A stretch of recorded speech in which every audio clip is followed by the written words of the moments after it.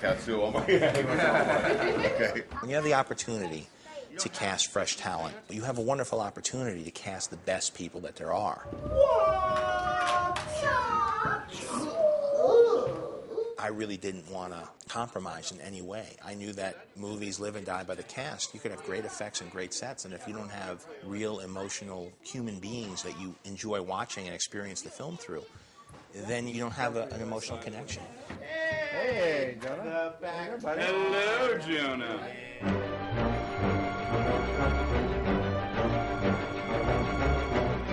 Tim Robbins, who's a seasoned veteran actor that really brought a lot of heart and soul to the film, and it really creates a nice pedigree for these new actors to sort of fit into an ensemble with. I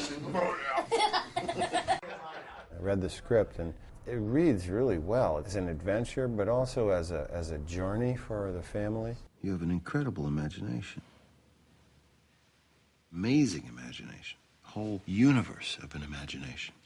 My favorite thing about it is that every single kid ever has at some point played inside their house, imagined inside their house, all kinds of different fantasies. Can we please play Army Men? But you're in your house, and you're in the safety of your house. In your imagination, you're going other places, but you're still in your house.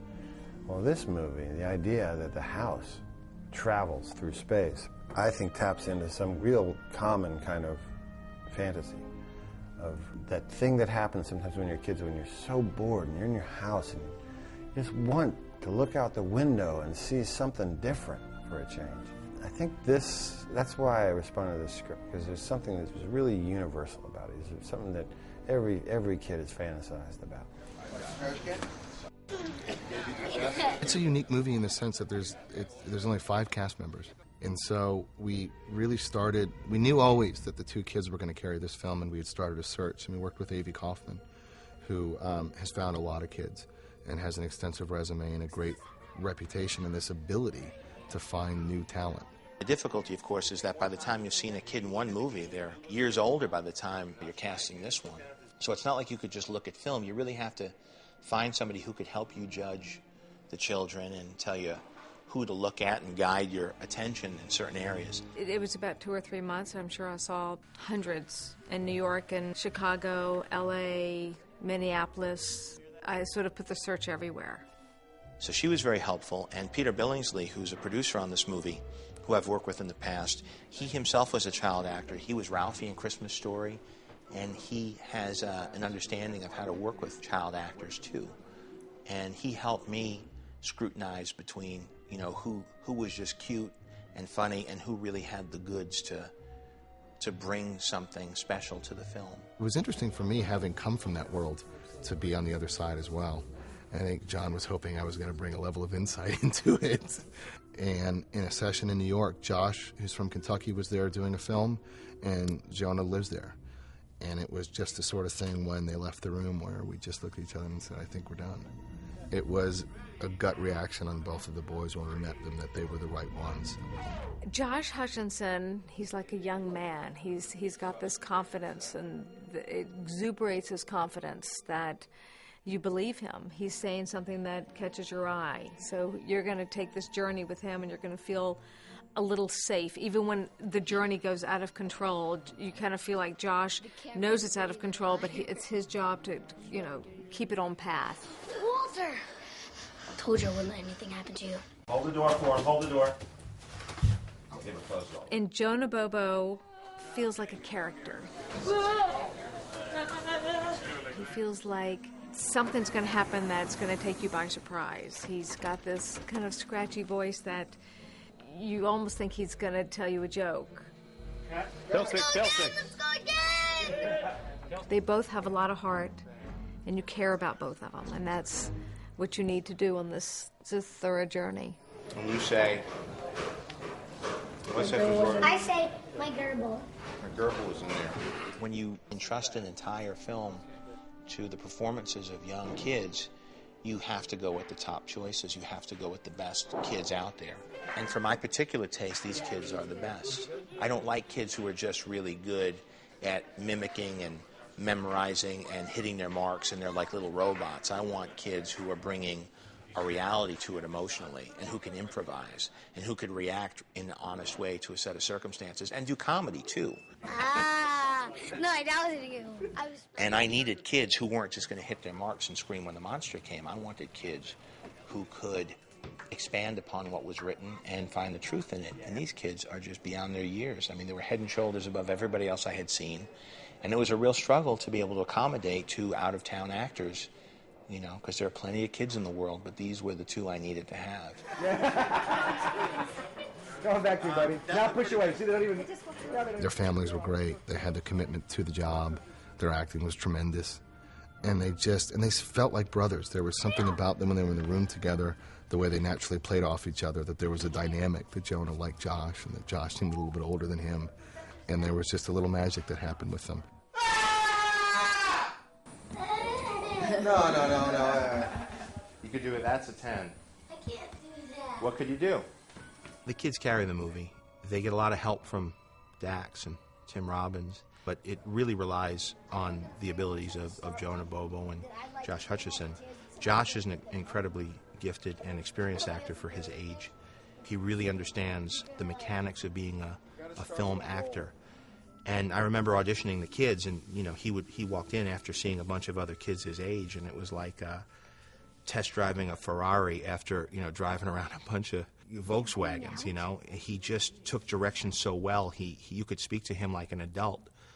I would give direction in the auditions, starting at the level of a child, and then see how sophisticated I could get with it. I found myself talking to him like I would talk to any other actor. Don't do that. You want to play catch? We just played catch. No, football catch. I have to work for an hour. But it's Saturday. Tell me about it. All you ever do is work. You're stupid. This game is stupid. Our whole stupid family is stupid. And I'm sick of it and I hate it. Jonah has developed a lot over the course of the film technically. And of course, emotionally, he brings a very strong, innate, emotional reality to his performance. And it's very, very compelling to watch him. You are a very special kid. That's what people say when they can't think of anything. There's a certain honesty in performance that they both nailed, and the scenes make me laugh very much when they're especially when they're going at it with each other. You playing catch with Walter? Might if you weren't around. You are so mean. Everybody wants to ruin You my never life. keep your promises. All you care about is Walter. Great. Beautiful. Yeah, really. I've lost 4 teeth over the movie, but in the beginning of the movie I had a full mouth of teeth, so I have these. A flipper. It's a fake tooth because the movie takes place in one day. It takes place for these 2 teeth, and then this. Yeah, and it goes for this one and this one. Give me those back. Give me them back. They're mine, Grandpa. Mine, Grandpa. No, Grandpa, they're mine. If you don't enjoy watching these two boys, as cool as the robots and the Zorgons are and the ships are and the house is, you don't really have a movie. So we've been extremely blessed and lucky with these guys and how talented, and they've just been so good. Where's Lisa?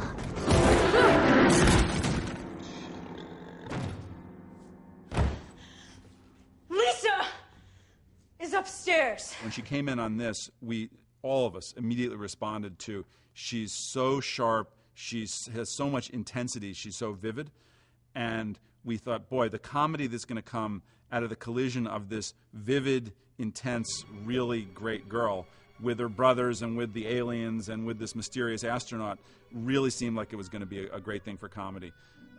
And she's been fantastic. You guys actually set the house on fire! Well, I read the script, which was clever and funny and extremely adventurous, which was kind of different from anything I'd ever done before. And I really liked the idea of doing a comedy. It's just something new, something I've never tried, and I'm a big fan of Jon Favreau, the director, and so that was definitely a draw. And Kristen Stewart was not anything like what I had originally envisioned in reading the script or what the studio had envisioned in that role. But she was just so luminous and so talented as an actor and so wonderful, and you just couldn't take your eyes off of her. You know, I knew that she had to play the sister. I just feel so safe around him.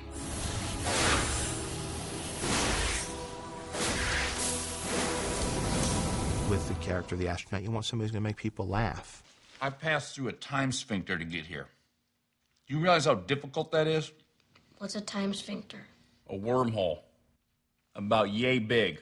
And he also has to be this guy that comes in and saves the day. And in casting Dax, we really were able to get a guy who could be funny and who could be real and could be vulnerable and emotional and could be powerful and strong. And somebody that I think you want to spend time with and hang out with. Do you think it's funnier if I'm like this or if I'm like this? I don't know. Like casually. Let's do one of each. I was scared. I do comedy. I'm okay with that. I feel comfortable doing that. But being a hero or being heroic or looking at the camera and going, this way, you know, follow me. I'm not good at that, or I didn't think I would be good at that. And Jon really kind of put me at ease and said, you know, a hero doesn't have to be, you know, Tom Cruise conquering the world. So I do believe that Tom Cruise conquering the world is the definition of a hero, but luckily Jon was lenient in his interpretation of the word hero. Oh man, Dax is awesome. Me and him are always making jokes between shots, or we're telling these really weird high-pitched stories to each other. This one time I went to Canada and I got attacked by some raccoons. Yeah, it cut me up pretty good. I got some rabies and cut off my tibia and my fibula, but it was overall a pretty good trip. You know, we were supposed to shoot this scene a week ago. This is the turkey from a week ago. It'll be like salmonella. He does these high-pitched stories, like he tells about the story where he was drunk on the plane and he made out with an alligator. The kids are the funnest part of making this movie, because generally I'm the guy on the crew that's annoying everyone by singing and being loud and telling jokes, and these kids are just a little bit louder than me and a little more excitable, so I seem very reserved in comparison. I seem like a hard worker, so to me it makes me shine. I couldn't look as good as I do without those kids. That's what made it so fun to come to work every day, is those two. Ready? Oh, this is a scary one. Watch this. Really? Back is way scarier. Forward now. I can do Dax. I can do Dax. Go.